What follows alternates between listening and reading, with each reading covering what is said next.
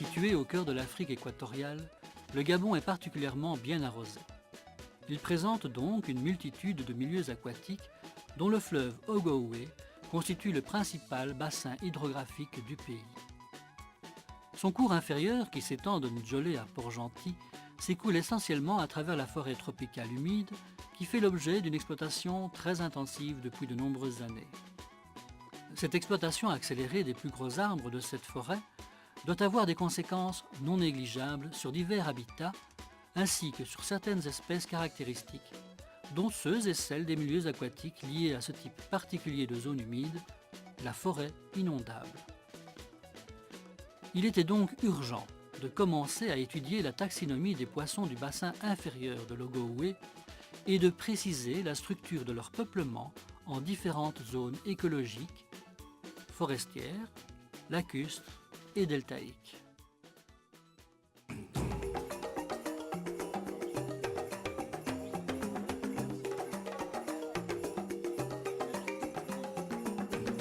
Lors de chaque saison, on effectue une expédition de 12 jours en bateau sur l'ensemble du cours inférieur du fleuve Ogooué. Tout le matériel, y compris les matelas, est chargé dans un bateau en polyester de 8 mètres de long, muni de 2 moteurs hors-bord de 40 chevaux. L'équipe de 6 personnes comprend les chercheurs, les techniciens, dont un cuistot spécialiste de la cuisson du poisson, ainsi qu'un pilote chevronné, capable de se diriger dans les multiples bras du fleuve et d'éviter grumes flottantes, bancs de sable et autres difficultés de navigation.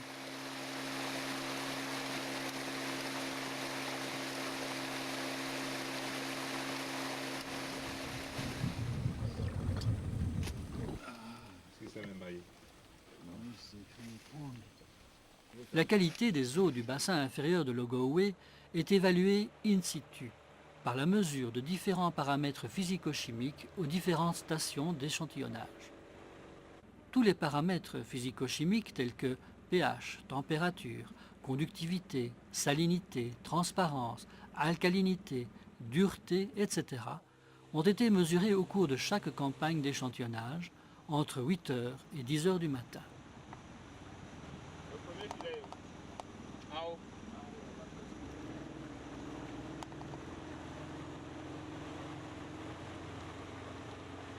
Afin de réaliser un inventaire aussi exhaustif que possible, différentes techniques de pêche, traditionnelles et modernes, ont été utilisées.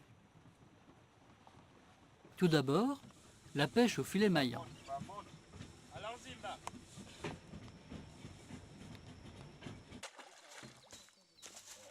Deux batteries de 6 filets maillants, monofilaments, de 30 mètres de long, de 2 mètres de haut, à mailles croissantes de 10 à 50 mm, sont posées le soir le long des berges. On les relève au petit matin dans les différentes stations caractéristiques des 3 zones étudiées.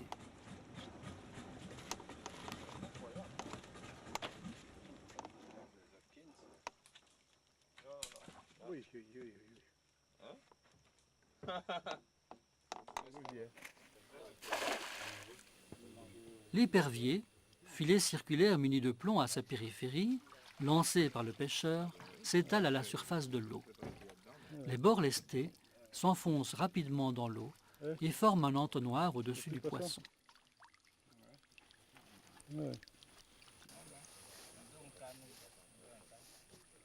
Les nasses locales, tressées avec des tiges de végétaux semi-aquatiques, sont appâtées avec des noix de palme ou des tubercules de manioc. Déposées le long des berges ou dans les herbiers, elles sont relevées après 24 ou 48 heures.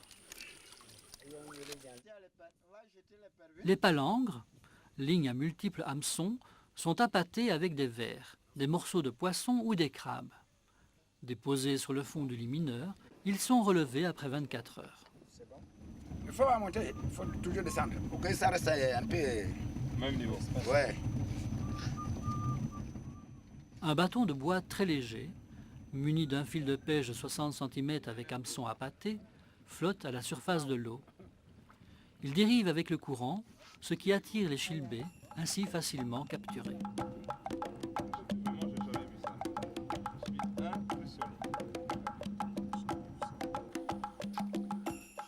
Ces différentes techniques, plus ou moins adaptées à divers habitats, permettent de capturer diverses espèces de poissons, améliorant ainsi l'inventaire taxinomique.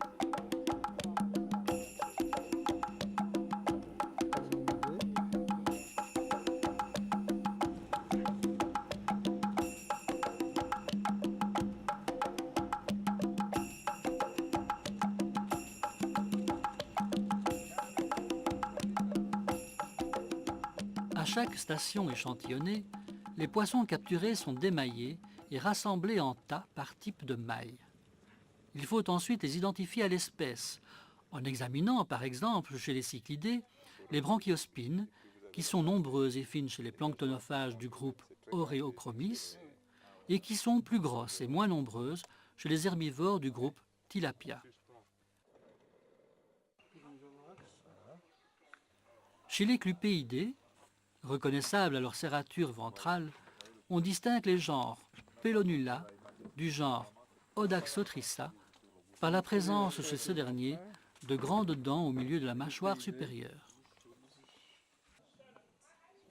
Enfin, chez les poissons-chats, on reconnaît d'emblée la famille des Mochochidés par les barbillons buccaux qui sont branchus. Tous ces poissons identifiés à l'espèce sont ensuite comptés, mesurés sur une planche graduée et pesés individuellement avec une petite balance. Quand ils sont très nombreux et de taille semblable, on fait des pesées globales, ce qui permet toutefois de préciser leur poids moyen individuel.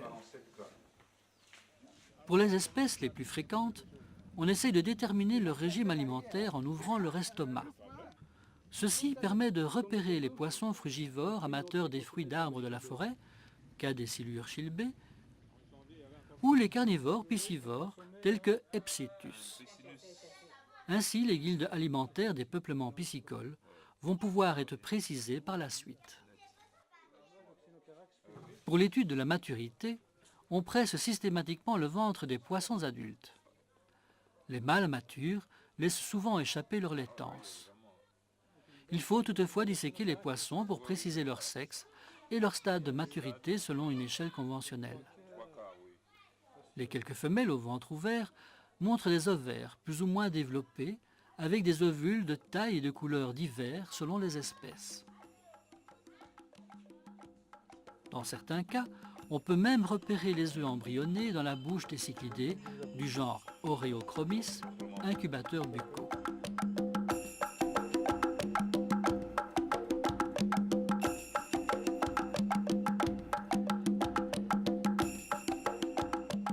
Trois zones écologiques sont étudiées de l'amont vers l'aval. La zone forestière s'étend de Ndjolé à Lambaréné. Dans cette partie, l'Ogooué présente des rives basses marno-calcaires. Les berges verticales et rodées abritent diverses espèces d'oiseaux nichant dans les terriers. En d'autres endroits, la stabilisation des berges est assurée directement par l'implantation de diverses espèces ligneuses caractéristiques de la forêt inondable.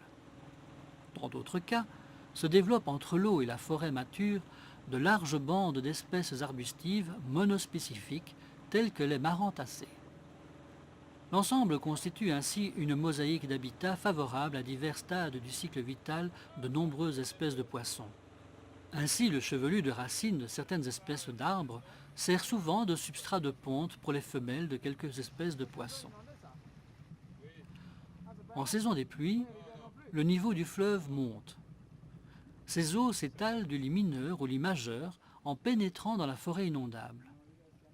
C'est le moment des migrations latérales pour une série d'espèces de poissons qui viennent alors s'y reproduire.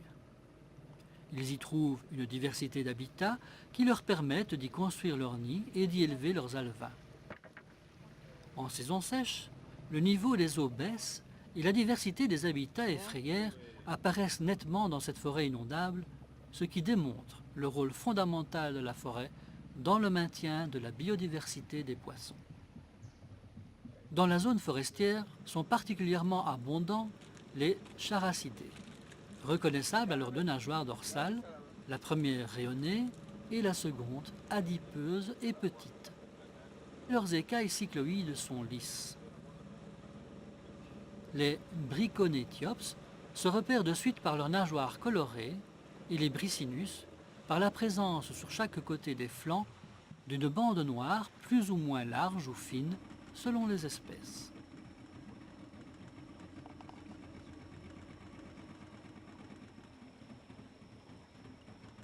Les Distichodontidés, famille endémique de l'Afrique, présentent aussi deux nageoires dorsales rayonnées et adipeuses, un corps comprimé latéralement et des écailles cténoïdes rugueuses. Les Disticodus au museau court se distinguent aisément des Hémisticodus au museau nettement plus allongé et aux deux taches noires sur la nageoire caudale. Quant aux Xenocarax, leur large bouche supère leur permet de capturer des aliments flottants. Les Mormyridés, autre famille endémique de l'Afrique, présentent un corps souvent comprimé latéralement, un pédoncule caudal fin et allongé, une petite nageoire caudale et une tête nue sans écailles. Ils possèdent un organe électrique qui leur sert d'électrolocation et de reconnaissance sexuelle. Les Marcusenius se reconnaissent à leur bouche dont la mâchoire inférieure présente un appendice charnu et globuleux en forme de menton. Quant aux Petrocephalus, leur petite bouche infère qui s'ouvre à la verticale de l'œil et leurs écailles argentées permettent de les distinguer facilement. Les Bryennomyrus ont une bouche terminale et une nageoire dorsale implantée nettement en arrière de l'anal.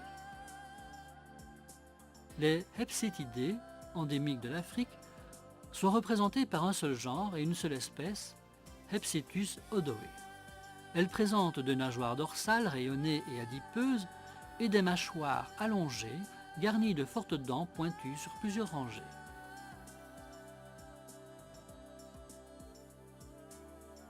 Les Chilbéidés font partie des silures ou poissons-chats à bouche ornée de barbillons et à peau nue sans écailles. Leur corps aplati latéralement se caractérise aussi par une très longue nageoire anale. Deux espèces, Chilbe grenfeli et Chilbe multiteniatus, se distinguent par la présence ou l'absence de bandes longitudinales foncées sur les flancs.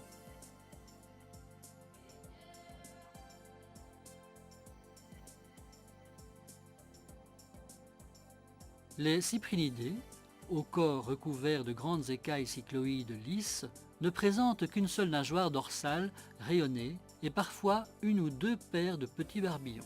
Les barbus, abondants dans la zone forestière, ont le plus souvent une bouche terminale ou infère et une belle ligne latérale complète. Leurs espèces se distinguent par la présence ou l'absence de bandes longitudinales foncées sur les flancs. Les notoptéridés, ou poissons en forme de lame de couteau, sans nageoire dorsale, possèdent par contre une très longue nageoire anale fusionnée avec la caudale. Le seul genre, Xenomystus, compte une seule espèce, donc facilement identifiable.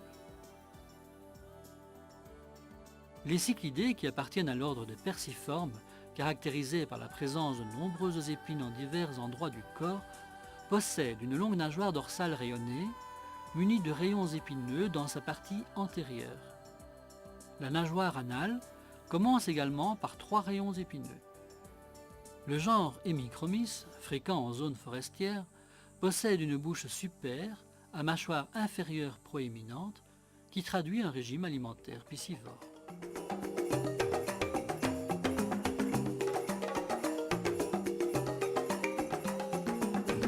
La zone lacustre s'étend de Lambaréné jusqu'aux environs du village Ngola.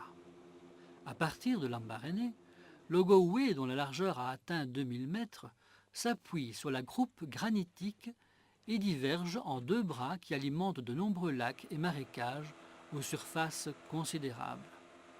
Ces lacs assez profonds, aux berges fordigitées, constituent le delta intérieur de l'Ogooué. La végétation de cette zone écologique offre de très beaux paysages avec ses variétés de stations comprenant diverses compositions végétales. On rencontre ainsi, surtout dans la zone des marécages, des berges colonisées sur de longues distances par les roseaux ou phragmites. En certains endroits s'implantent également les fameux Cyperus papyrus. Enfin, quelques berges sablonneuses à pente faible accueillent les cyclidés en humeur de reproduction. Les mâles, rassemblés en arène, se délimitent un territoire de l'ordre du mètre carré sur lequel ils creusent leur nid pour y attirer les femelles.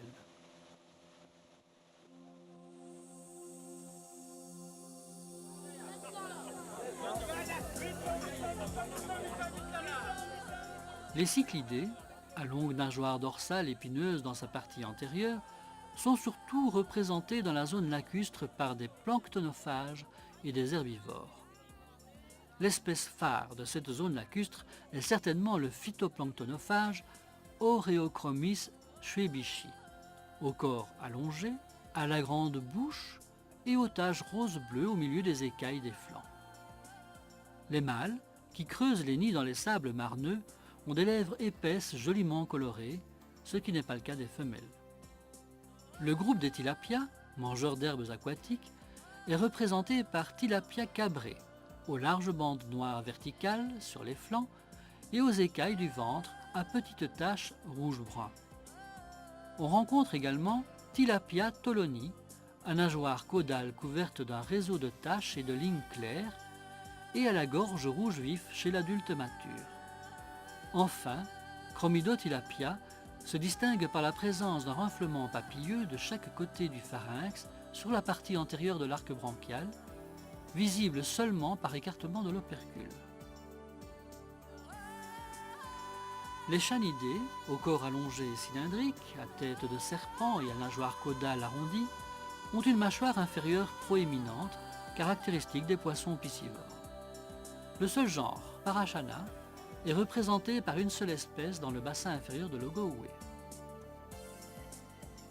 Les ostéoglossidés, poissons allongés couverts de grandes écailles cycloïdes, à queue arrondie, aux nageoires dorsales et anales longues situées à l'arrière du corps, sont représentés par un seul genre comprenant une seule espèce, Heterotis niloticus.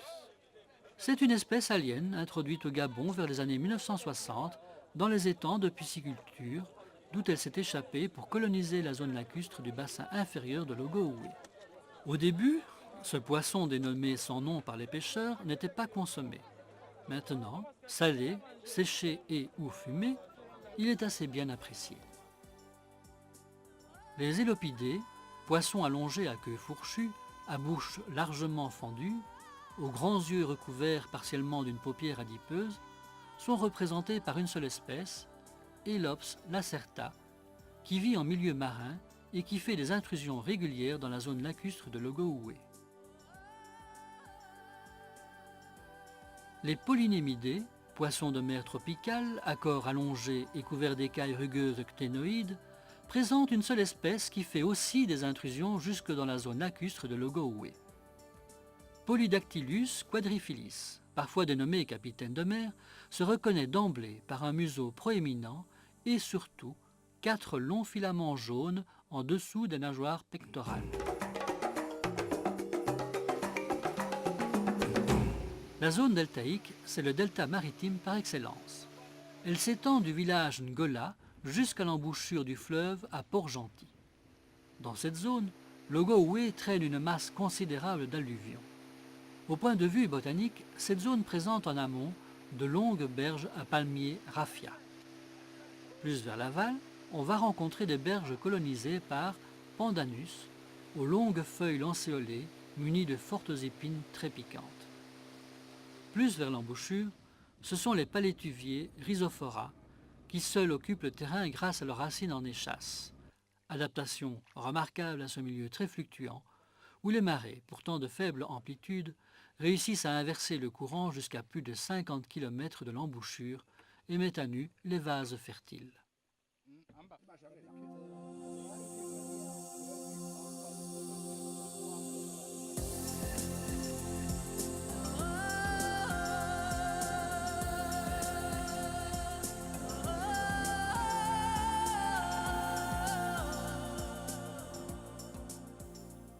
Dans cette zone deltaïque, les cyclidés sont surtout représentés par une espèce abondante, Tilapia guinéensis, bien adaptée aux variations quotidiennes de salinité des eaux.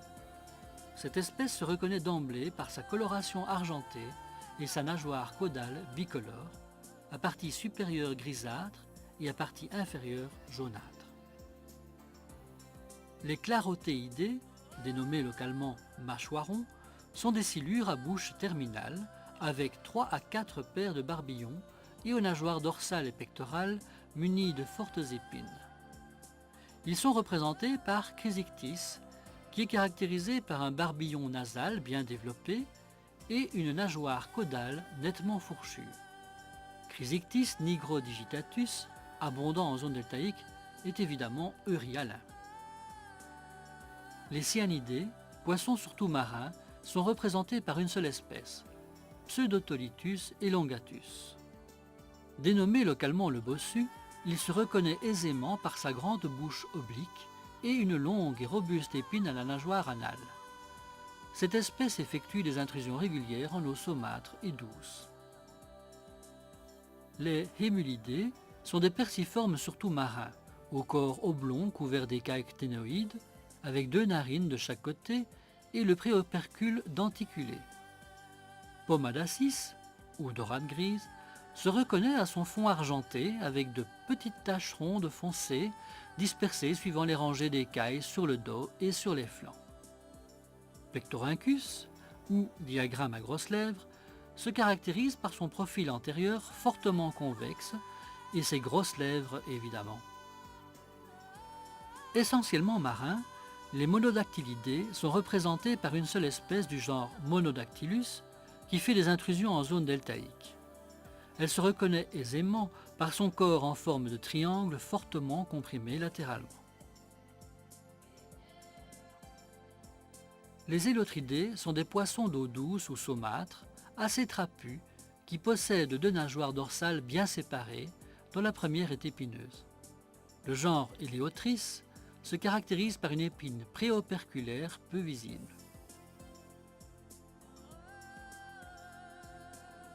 Les Pristigastéridés, proches des clupéidés, surtout marins, se caractérisent aussi par une serrature ventrale. La seule espèce du genre, Ilisha, dans l'Ogooué, présente une longue nageoire anale et une bouche supère à mâchoire inférieure proéminente. Les Cynoglossidae sont des poissons essentiellement marins, au corps plat se rétrécissant vers l'arrière, aux yeux petits et au museau arrondi. Les nageoires dorsales et anales rejoignent la caudale qui se termine en pointe. Les Dasiatidés, ou raies, se reconnaissent à leur corps en forme de disque aplati dorso-ventralement, terminé par une longue queue en forme de fouet munie d'un aiguillon osseux. On constate donc que la zone deltaïque, aux importantes variations quotidiennes de niveau et de salinité, présente un peuplement ichthyologique particulier. De nombreuses espèces marines y font des intrusions plus ou moins importantes.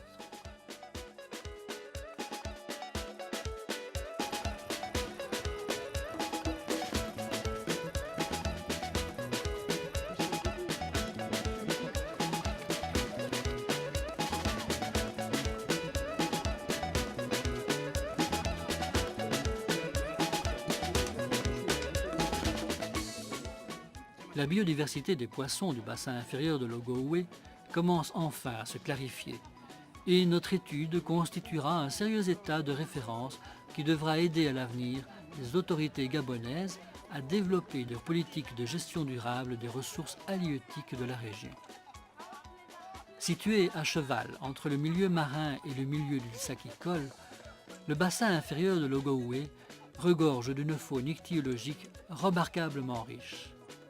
Elle mérite d'être préservée afin non seulement de maintenir des revenus aux pêcheurs, mais aussi une alimentation en protéines animales de haute qualité, relativement bon marché et fort appréciée de la population gabonaise.